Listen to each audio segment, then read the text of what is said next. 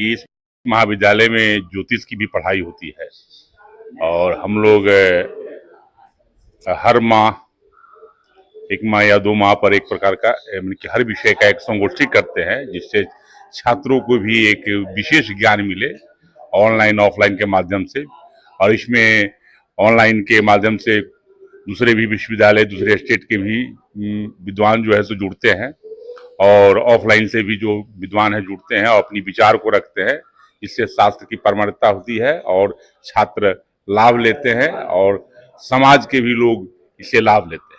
वर्तमान जो विषय है ज्योतिष में रोग निदान, शरीर है तो रोग होगा ही, लेकिन कौन ऐसे रोग हैं जो ग्रह के कारण होते हैं, क्या उसका उपचार हो सकता है, इस पर जो है सो विचारक का कार्यक्रम रखा गया है, जिसमें हमारे महाविद्यालय करीब 10 महाविद्यालय से कोलैबोरेशन है, जिनके हम लोग जो भी कार्यक्रम करते हैं 200 महाविद्यालय का सहयोग प्राप्त होता है।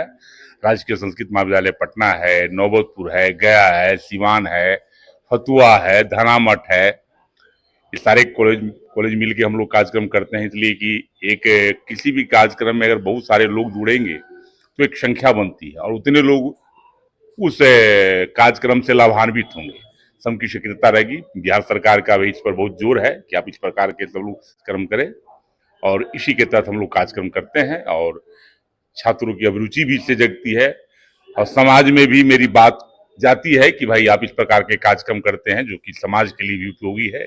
इसलिए कि हम और छात्र जो भी है वो समाज के लिए उपयोगी के लिए कार्यक्रम करते हैं। इसी के तहत कार्यक्रम चलते हैं और हर माह जो है सो विभिन्न विषयों पर, कभी साहित्य पर, कभी व्याकरण पर, कभी धर्मशास्त्र पर हमारे यहाँ संगोष्ठियाँ होती रहती है। उसी के तहत आज ज्योतिष एवं रोग विचार पर कार्यक्रम रखा गया है। उद्देश्य लोगों को जागरूक करना।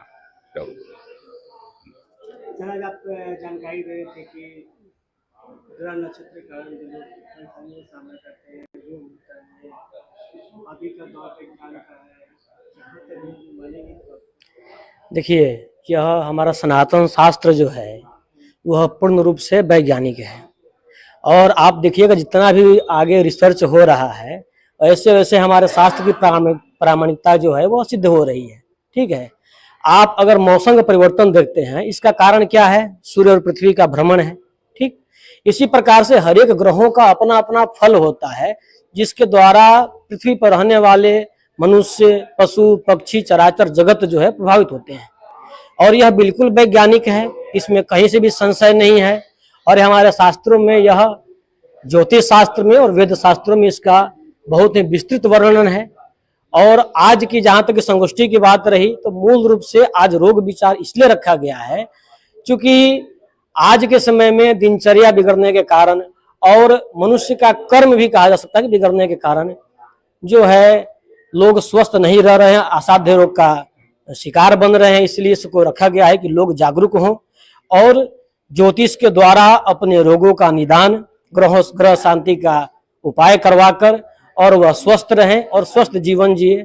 यही आज के संगोष्ठी का मूल रूप से उद्देश्य है और यह पूर्ण रूप से वैज्ञानिक है, इसमें कहीं से भी कोई संशय की बात नहीं है। इसका अनेक सारा जो हम लोग रत्न धारण करते हैं उसका भी अपना एक रसायन है और रासायनिक प्रक्रिया के तहत जो है वह प्रकृति के द्वारा निर्माण किया जाता है और उस तत्व को धारण करने से उसके प्रकाश के द्वारा उसे निकलने वाली वायु और ऊर्जा के द्वारा हम स्वस्थ होते हैं। ये भी है जो है विज्ञान के द्वारा सिद्ध किया गया है, ये इसमें कोई अवैज्ञानिक बात है ही नहीं। तो यह पूर्ण रूप से ज्योतिष शास्त्र जो है वैज्ञानिक शास्त्र है, इसलिए इसको ज्योतिर्विज्ञान कहा जाता है, इसमें कोई संदेह नहीं है।